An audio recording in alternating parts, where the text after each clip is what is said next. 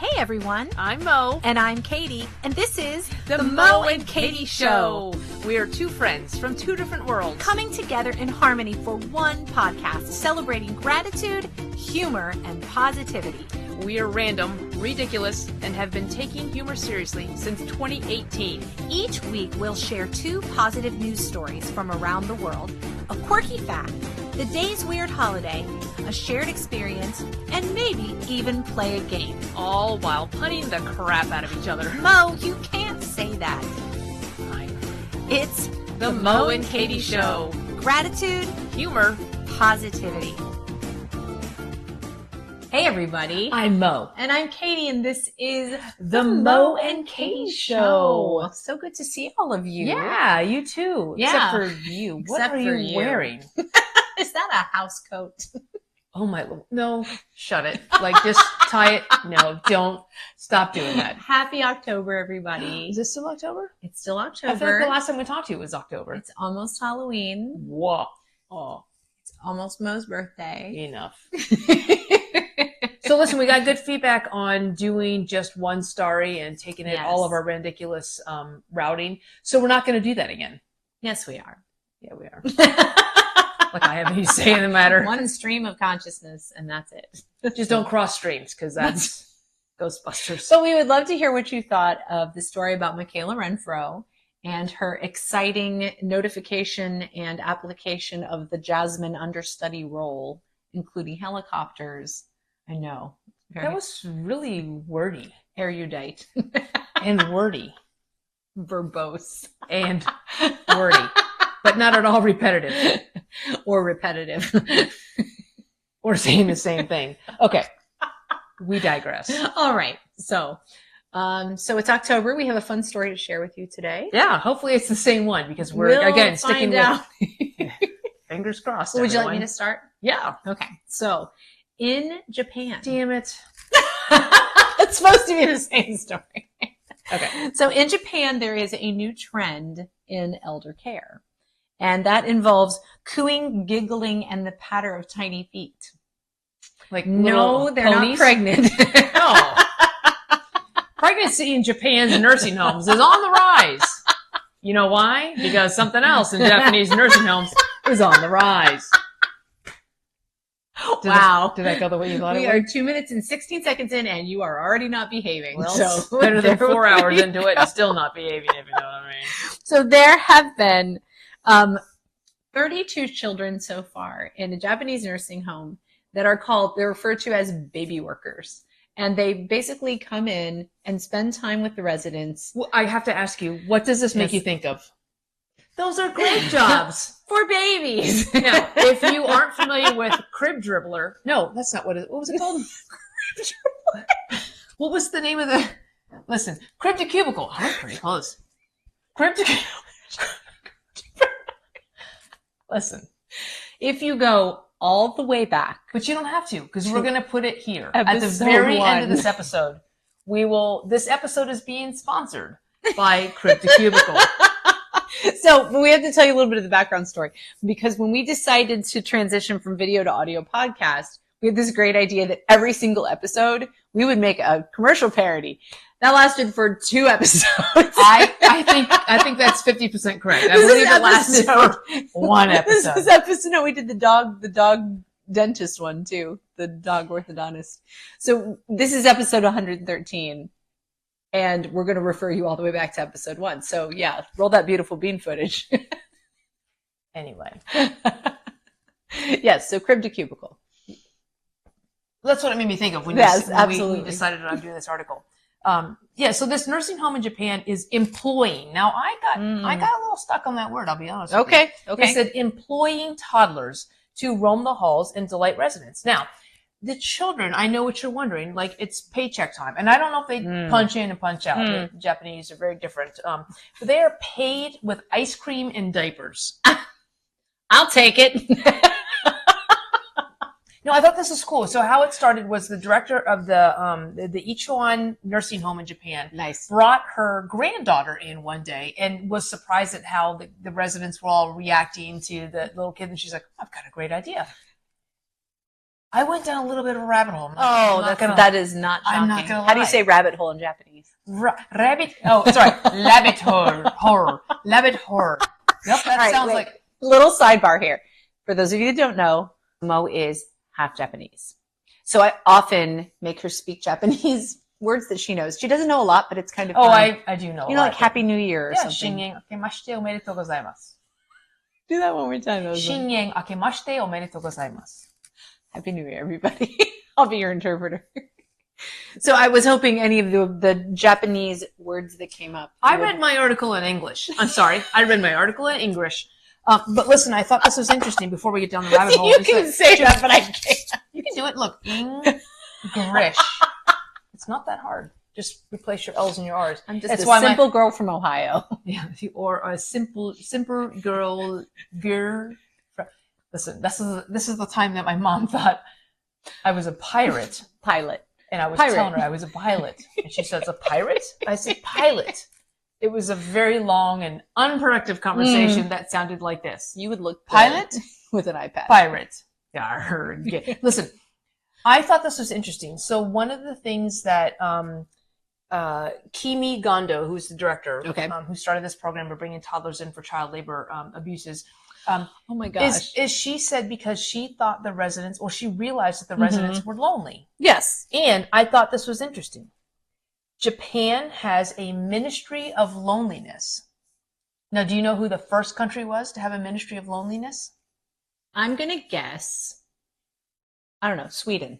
Where do all of our good news stories England, come from? Yes, UK, the UK. The UK UK actually established a ministry of loneliness in 2018, and the Japanese ministry of loneliness was established in 2021. Okay. Yeah. That's really cool. And the city where this nursing home is, see, anything I try to pronounce in Japanese, it's not going to be Kitakyushu. Where are you? Right there.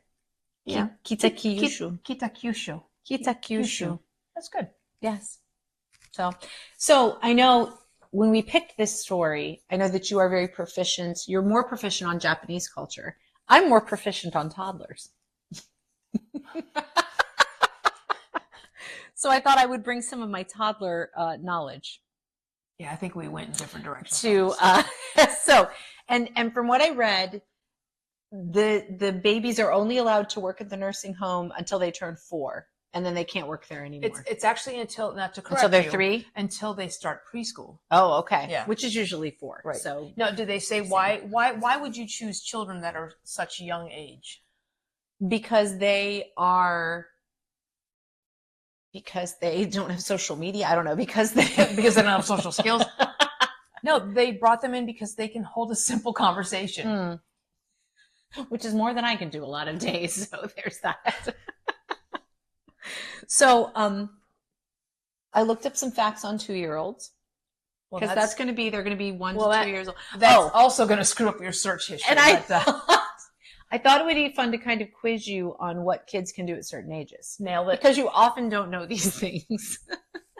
So by 1 year old, what can a child usually do? What are some things they can do? Write their name. No, I can't write their name at 1 year old. All right, how big is their vocabulary, do you think? How many words do you think a 1 year old can say? Per minute? No, just at all. How many words can a 1 year old say? Yeah, how many words is in a 1 year old's vocabulary? I don't know. What's our vocabulary? Like, oh gosh, I don't know. 5, 6, 7 words? Depends on the day. Yeah. I don't know. How many? A 1 year old has about 70 words in their vocabulary. Well, that's higher than I would have guessed. Yeah? I have like 64. Okay. Can 1 year olds walk? Yeah. Yeah, most can. Right. But not while writing their name. 1 year olds, that's around the time they start to walk. Listen up. My kids were all late walkers. Listen up. So they didn't walk till they were like 13 months old. Does that mean they're night walkers? Listen, if you are a 1 year old and listening and you're not walking, get off together. The podcast and go outside and get some exercise. Go practice. Yeah. All right. Let me ask you another question. Okay, I feel like do you think children, as they're developmentally figuring out their skills, are they typically right-handed or left-handed? Left-handed. Right-handed. They're typically unless you're of the devil. Ambidextrous. Well, that's a trick question. That's rude. Okay. I get one more question. That's rude. That's just rude. All right. Do you think that 1-year-olds or 2-year-olds, toddlers, I mean, recreate have more or less brain cells than adults do? Most of the adults I know, more. Yes, they do have more Nailed it. brain cells, and it's the most rapid growing period of your life. Like a lot of them aren't functioning. A lot of them are dormant. This is when you hear about dormancy in brain cells and adolescent development. There you go. They can usually use a spoon by the time they're 2 years old. And by 3, they can draw a circle. Oh my God. Wait. If you're 2 years old and listening to this podcast and you don't have a full set of utensils in your hand, now here's a question. In Japan, at what age can the child ambidextrously use chopsticks? That does not include statistics on chopsticks. I'm 51 and I can't use chopsticks very well. I've gotten much better.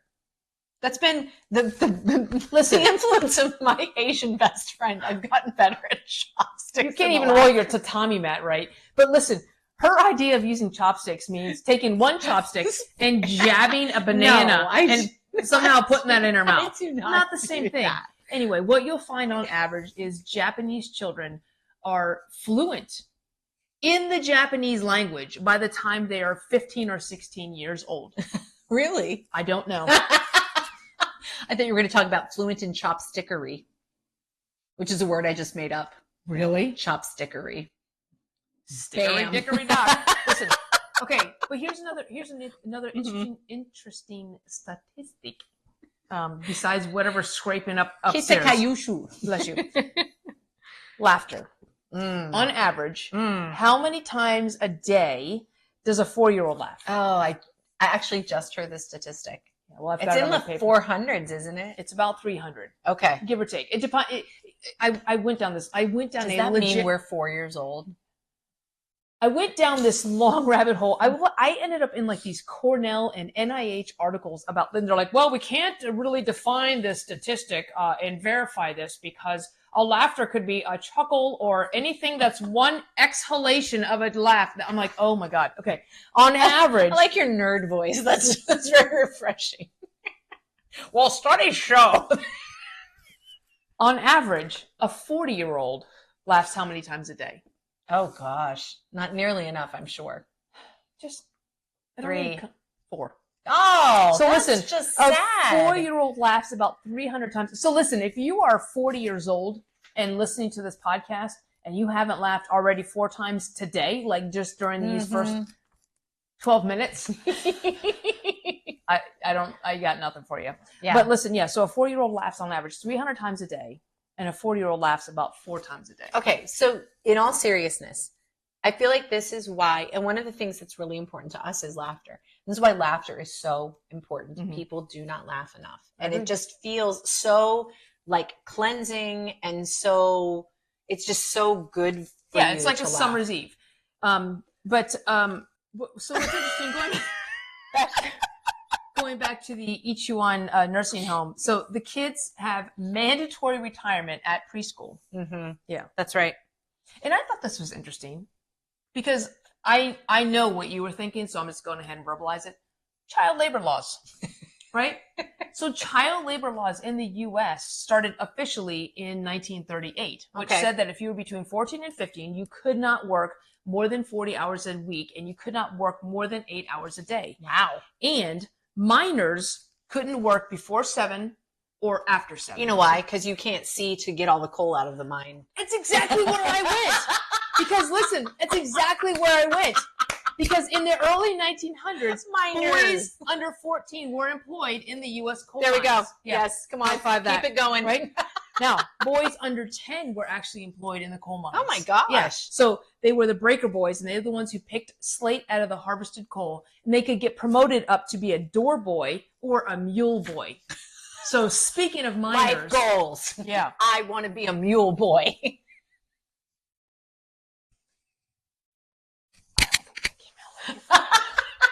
I know these are new microphones, but I don't think that came out the right way.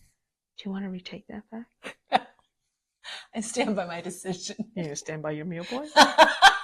Stand by your mule boy. Okay.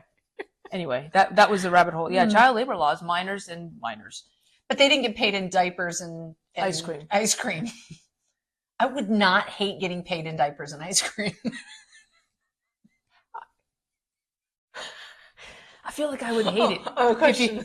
I would hate it if you got paid in diapers. Here's a question. Do the diapers? Is that your? Hey, you're in trouble. Yeah, I know. Do the diapers get donated by the residents? I did think about that. Well, it depends. Thanks for that. It depends on how much they want to pamper them. I have to let you finish. Yeah, it was a flush. All right. Defecate. See, we've gotten to the point in our pun game where I just yell out the word. She just yells out words. I usually yell out pommel horse. Pommel horse. Pommel horse is the surrender word of the pun game when I'm just like so far down pun think that I'm like, you know what? I wonder if they pay him in candy. see, she's still going. And This whole time, she has not been listening to me one bit. She's been on this pun journey. Go ahead. But I just wonder if they might give them a feces peanut butter cup. That's disgusting. Well, it is Halloween.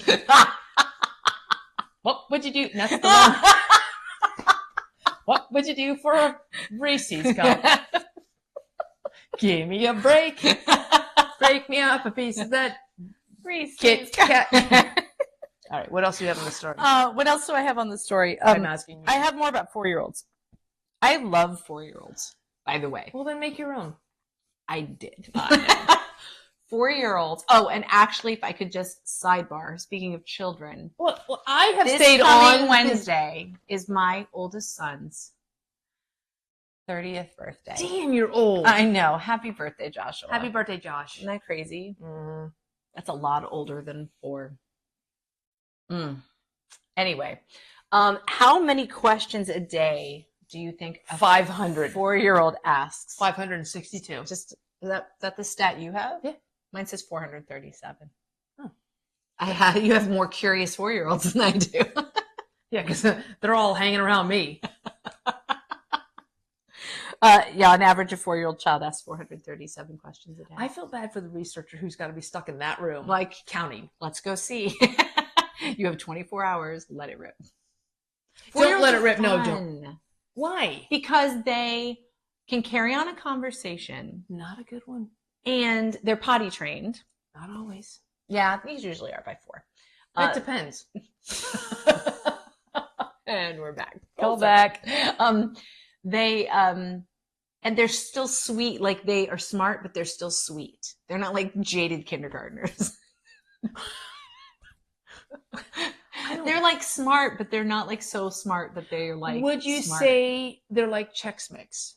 Like they're smart, but not too salty.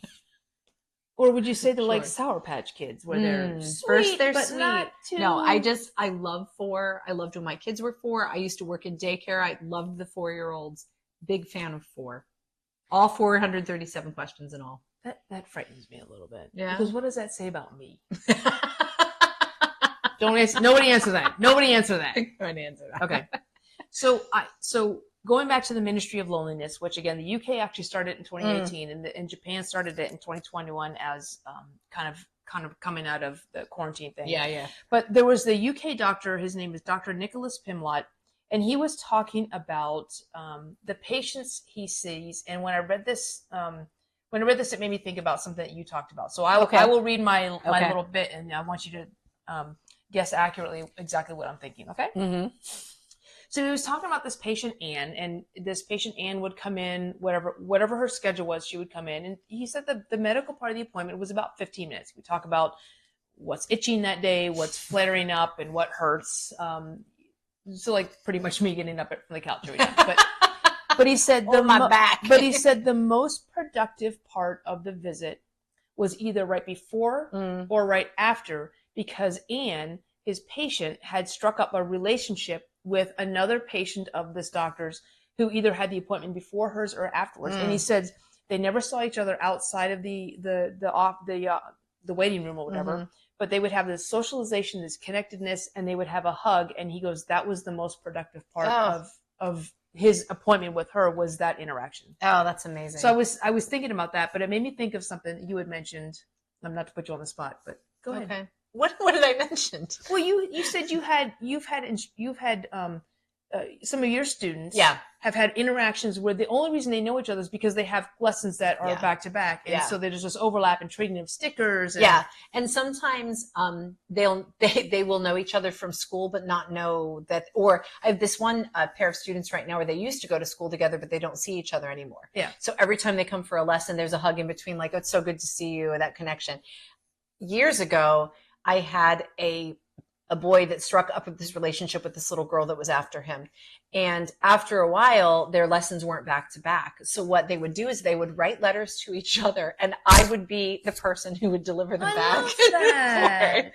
So their names were Joel and Caitlin, which ironically, one's engaged now and one's married now. So anyway, to each other now. So that story could have been so much better. Joel would come for his lesson and he was like, here, could you give this to Caitlin? And I was like, sure, I'll see Caitlin later today. And I would give it, and they would write letters back and forth. And it was just so sweet. And yes, that human connection is super important. And I believe that too, as a teacher, I'm going to get a lot better, for example, vocal production from a student if I take a second and ask them about their week. Yeah. Because then they feel connected, their defenses are down, and they're going to physically be more relaxed, and they're going to produce better sound. Yeah. It's really cool. And I think about this too. So Katie and I, as we develop our brand more and more, we keep talking about those little moments that have a long lasting impact. And so I was thinking about this doctor who's got, again, he's billing this patient for 15 minutes. Yeah. But the real value of her office visit, if you will, is the interim that's not being captured by any kind of statistic or receipt or something like that. Yeah. But it's those little moments that we have to make those connections, to pass the note or to connect with somebody. And that's what has the long lasting impact. I love that. Yeah. I love that. So cool. And I love that governments are recognizing the value of addressing something like loneliness, like how much of an effect it has on someone's health, that they are doing something about it. So thank you for that. Yeah, you're welcome. Speaking of doing something about it, I was looking at the Ministry of Loneliness, and I was thinking, okay, I'm like, is this where sad people go, or is this where people go? Like, but anyway, the Ministry of Loneliness is basically a government entity to combat loneliness. And I thought it was interesting. So some of the things that the UK has done is their postal delivery workers, they actually, as part of their route and their job, is they go check in on some of their older people that they're just to have somebody just kind of say, hey, are you okay? Just to kind of see you, you know? Yeah. But this is another thing. They encourage and they kind of help offset the cost of putting benches in housing developments, like this collective space, or creating shared outdoor spaces. I mean, like those, when we talk about our brand of these little moments and these little actions and these little decisions that have these huge far-reaching impacts, like who would have thought a bench or just an outdoor courtyard where we can play games or do anything, just where we can convene together. Yeah. That all combats loneliness, and that leads back to that connectedness. It fosters connection. It encourages people to sit and talk. And I love that when they talk about this particular project at the nursing home, that they say that the agencies have found that creating a space for these young children to come hang out with these people that are almost literally 100 years older than they are, benefits both groups. Right. So it's good for the children as well. And I can imagine, that some of these children may not have grandparents. A lot of these elderly people don't have grandchildren or don't see them. Yep. And so it's just I love that they're using this, it's this mutually beneficial space for everybody. Yeah. And I would hope, I know these kids are a little on the young side, but they would even hear about stories and traditions that they wouldn't normally hear because they would not get the chance to do this. So, and the one woman who brings her daughter is the worker there. She's like, my daughter has a job and I don't. She goes, I just bring her here and she works here. So, which sucks in tax time. Yes. Well, so we have child labor laws. So not before 7 or not after 7 and not in the coal mine. But I love the power, how can you not be happy when you're around a little child? Now I know you held a baby recently and I was very proud of you. I held my cousin's baby. You did. And she didn't cry. Which, listen, if you want a baby to cry, give her over. I have this power. I don't like to brag about it, but I hold the baby. And within, I don't know, 2 to 3 milliseconds, the baby will start crying. But not the case this time. No, except for my cousin's baby. She pulled your glasses off. She did. We had a moment. You're not a baby person, but you can appreciate like how cute she was. And she didn't cry. And now you're buddies. Do you have a gratitude card? Anyway, thank you to Kimi Gondo in the Ichiwan Nursing Home in Japan, and for the Ministry of Loneliness in the UK and the Ministry of Loneliness in Japan, and to everybody who has the power.